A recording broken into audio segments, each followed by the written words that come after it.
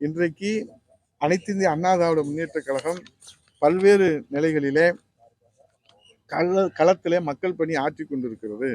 ஆகவே நாடாளுமன்ற தேர்தலுக்கு பிறகு திமுகவிலே மாண்புமிகு விளையாட்டுத்துறை அமைச்சர் உதயநிதி ஸ்டாலின் அவர்களை துணை முதலமைச்சராக பதவியிலே அமர்த்துகின்ற போது இது எங்களுக்கு கிடைத்த செய்தி. எங்களுக்கு கிடைத்த செய்தியை நான் சொல்லுகிறேன். திமுக கட்சியில மிகப்பெரிய பூகம்பம் வெடிப்பதற்கு வாய்ப்புகள் இருப்பதாக செய்திகள் வந்து கொண்டிருக்கிறது. ஏனென்று சொன்னால் எந்த விதமான தியாகம் செய்யாமல் கலைஞர் அவருடைய பேரன் முத்துவேல் கருணாநிதி ஸ்டாலின் அவர்களுடைய மகன் என்கிற ஒற்றை அந்தஸ்தை வைத்துக்கொண்டு ஒற்றை செங்கலை காட்டி அரசியல் செய்து இன்றைக்கு முதலமைச்சர் அந்தஸ்திலே அவரை உட்கார வைக்க போகின்ற காரணத்தினாலே திமுகவிலே தற்போது தொடர்ந்து ரகசியமாக வெளிப்படையான ஆய்வு கூட்டங்கள் நடைபெற்று வருகிறது. எதற்காக? இந்த மிகப்பெரிய பூகம்பத்தை தணிப்பதற்காக. அதிமுகவை பற்றி அமைச்சர் ரகுபதி அவர்கள் சொன்னதை போல நான் அடிப்படை ஆதாரம் இல்லாமல் அதற்கு பதிலடியாக இதை நான் சொல்லவில்லை.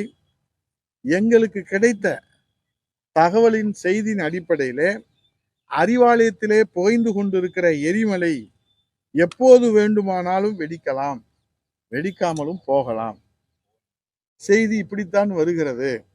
ஆகவே அதை தணிப்பதற்குத்தான் பல்வேறு முயற்சிகளை முத்துவேல் கருணாநிதி ஸ்டாலின் அவர்களும் அவருடைய குடும்பத்தார்களும் முயற்சியை எடுத்துக் கொண்டிருக்கிறார்கள். ஆகவே புகைந்து கொண்டிருக்கிற எரிமலை வெடிக்குமா வெடிக்காமல் போகுமா என்பதை காலம்தான் நிர்ணயம் செய்யும். ஆனால் அனைத்து இந்திய அண்ணா திராவிட முன்னேற்ற கழகம் புரட்சி தமிழர் ஐயா எடப்பாடி அவருடைய தலைமையிலே அவருடைய வழிகாட்டுதலே 2 கோடி தொண்டர்கள் இராணுவ வீரர்களாக கட்டுப்பாடு பெற்ற மிக்க இயக்கத்தை அவர் வெற்றி மேல் வெற்றியை பெற்று இந்த இயக்கத்தை மீண்டும் ஆட்சி கட்டிலே அமர்த்தி இந்த தாய் தமிழகத்திலே புரட்சி தலைவி அம்மாவுடைய புனித அரசை மீண்டும் மலரச் செய்து புரட்சி தமிழர் எடப்பாடியாரை முதலமைச்சர் அடியிலே அமர்த்துகிற அந்த சூளுரையோடு எங்கள் மூத்த அமைச்சர்கள் எங்களை போன்றவர்களுக்கு வழிகாட்டுகின்றார்கள். களத்திலே இன்றைக்கு சூறாவளியாக சுழன்று பணியாற்றுகிறார்கள். ஆகவே இன்றைக்கு உங்களுக்கு தெரியும், ஒரு தேசிய கட்சியிலே இன்றைக்கு ஒரு தேர்தலை இப்போதுதான் அவர்கள் கூட்டணி இல்லாமல் சந்திக்கிற போது எத்தனை குளறுபடிகள், எத்தனை குழப்பங்கள், எத்தனை வசூல் என்ற அந்த செய்தியெல்லாம் பார்த்து நாம் தமிழ்நாட்டிலே ஒரு தலைகுனிவு ஏற்படுகிற ஒரு நிலைமையை நாம் பார்க்கிறோம். ஆகவே இன்றைக்கு அனைத்து இந்திய அண்ணா திராவிட முன்னேற்ற கழகம் புரட்சி தலைவர் எம்ஜிஆர் தொடங்கிய இந்த இயக்கம், இதய தெய்வம் புரட்சி தலைவி அம்மா அவர்கள் தொடங்கிய இந்த இயக்கம் இன்றைக்கு புரட்சி தமிழர் ஐயா எடப்பாடியார் என்கிற ஒரு சாமானியர், ஒரு ஜனநாயகத்தினுடைய அடையாளமாக இன்றைக்கு தனக்கு தொண்டர்களால் இந்த மக்களால் வழங்கப்பட்டிருக்கிற இந்த அங்கீகாரத்தை, இந்த அடையாளத்தை, இந்த பொறுப்பை இன்றைக்கு உணர்ந்து தன்னையே அர்ப்பணித்து இரவும் பகலும் பாராது புரட்சி தமிழர் ஐயா எடப்பாடியார் அம்மாவின் மறுவடிவமாக, புரட்சி தலைவியா மறுவடிவமாக, புரட்சி தலைவரின் மறுவடிவமாக உழைத்து கொண்டிருப்பதை நாம் பார்க்கிறோம். உங்களெல்லாம் நன்றாக தெரியும்.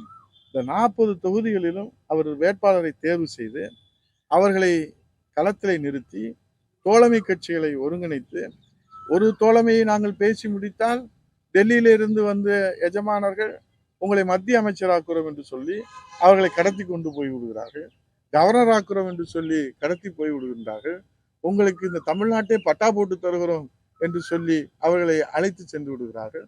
அப்போதும் மனம் தளரவில்லை. அனைத்து இந்திய அண்ணா திராவிட முன்னேற்ற கழகம் மனம் தளரவில்லை.